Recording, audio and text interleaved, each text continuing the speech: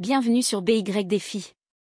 Je suis Delphine, votre guide pour cette série de vidéos sur le cours du Bitcoin. De temps en temps, nous vous apporterons une toute nouvelle vidéo, comme celle-ci, où nous décomposons les concepts de base du Bitcoin de manière simple à comprendre. Ainsi, vous pourrez en apprendre davantage sur le Bitcoin ou même partager ces vidéos avec des amis ou de la famille qui ont des questions.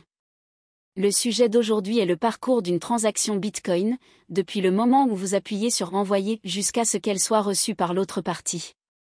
Dans cet épisode, nous allons vous guider étape par étape à travers le processus, en expliquant exactement ce qui se passe à partir du moment où vous appuyez sur le bouton Envoyer dans votre portefeuille jusqu'à ce que le Bitcoin arrive dans le portefeuille du destinataire.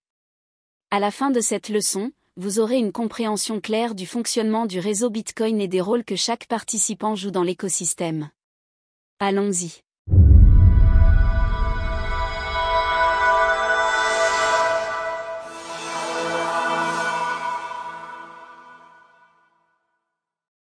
Le chemin de l'envoi à la réception d'un Bitcoin implique 3 étapes clés, la signature, la diffusion et la confirmation.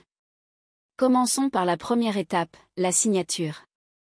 Lorsque vous appuyez sur le bouton Envoyer dans votre portefeuille Bitcoin, ce que vous faites réellement, c'est donner l'instruction à votre portefeuille d'envoyer un montant spécifique de Bitcoin à un autre utilisateur.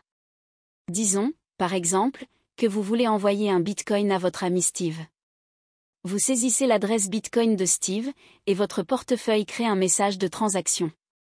Ce message contient des informations vous concernant, l'expéditeur, concernant Steve, le destinataire, et le montant de Bitcoin envoyé. Ensuite, votre portefeuille génère une signature numérique unique pour cette transaction en combinant mathématiquement le message avec votre clé privée. Comme nous l'avons expliqué dans une leçon précédente, votre clé privée est une longue chaîne de lettres et de chiffres qui sert de mot de passe pour accéder à votre Bitcoin. Quiconque possède votre clé privée peut contrôler votre Bitcoin, il est donc crucial qu'elle reste secrète. Une signature numérique est un moyen de prouver que vous possédez la clé privée sans la révéler réellement.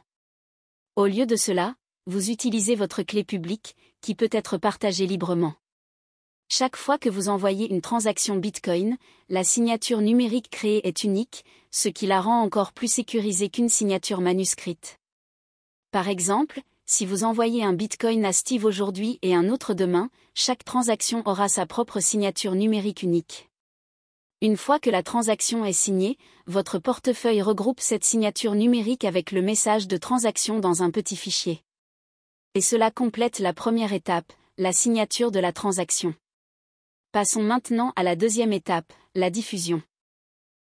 À ce stade, votre portefeuille diffuse le fichier de transaction signé sur le réseau Bitcoin. Il envoie le fichier à d'autres ordinateurs, appelés nœuds, qui détiennent des copies de la blockchain. Lorsqu'un nœud reçoit le fichier de transaction, il vérifie que tout est en ordre. En particulier, le nœud vérifie que vous avez suffisamment de Bitcoin pour effectuer la transaction et que votre signature numérique est valide. Cela ressemble à la façon dont une banque vérifierait votre solde de compte avant de traiter un paiement. Une fois que le nœud a vérifié la transaction, il transmet le fichier à d'autres nœuds, qui répètent le processus de vérification.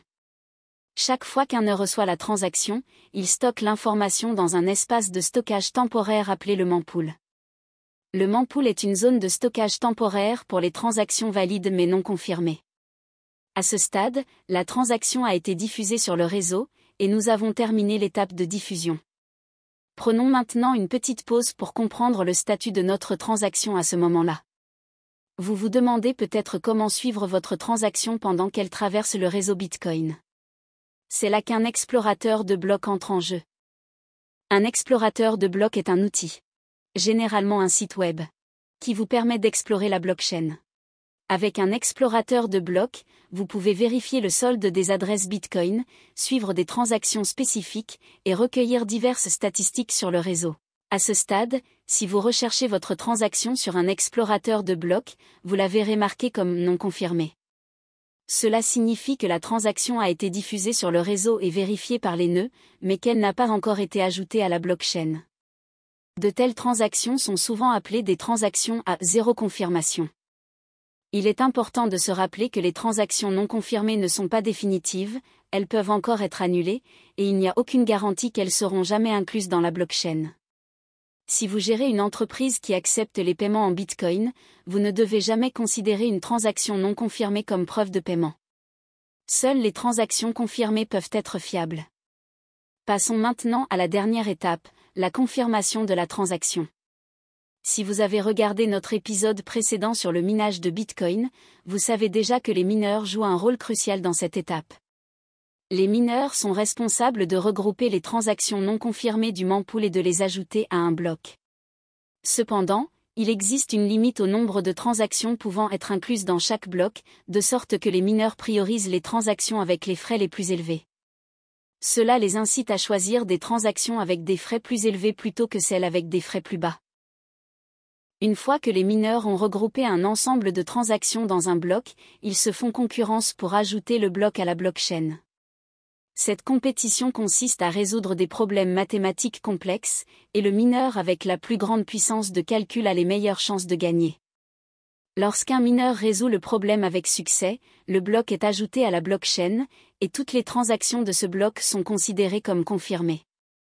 Vous pouvez penser aux mineurs comme les auteurs de l'histoire de Bitcoin. Chaque fois qu'ils remportent la compétition, ils ont l'opportunité de rédiger la prochaine page de l'histoire des transactions de Bitcoin.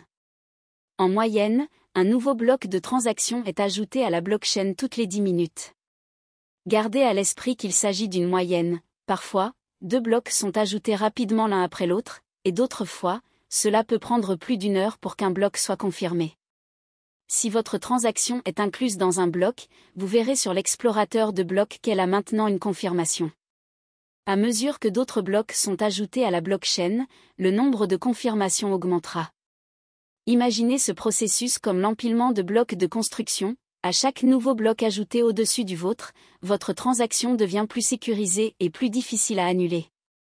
C'est pourquoi il est souvent recommandé d'attendre au moins 6 confirmations avant de considérer une transaction comme complètement confirmée et irréversible. Et voilà! Votre transaction est maintenant complètement confirmée, et le Bitcoin a été reçu.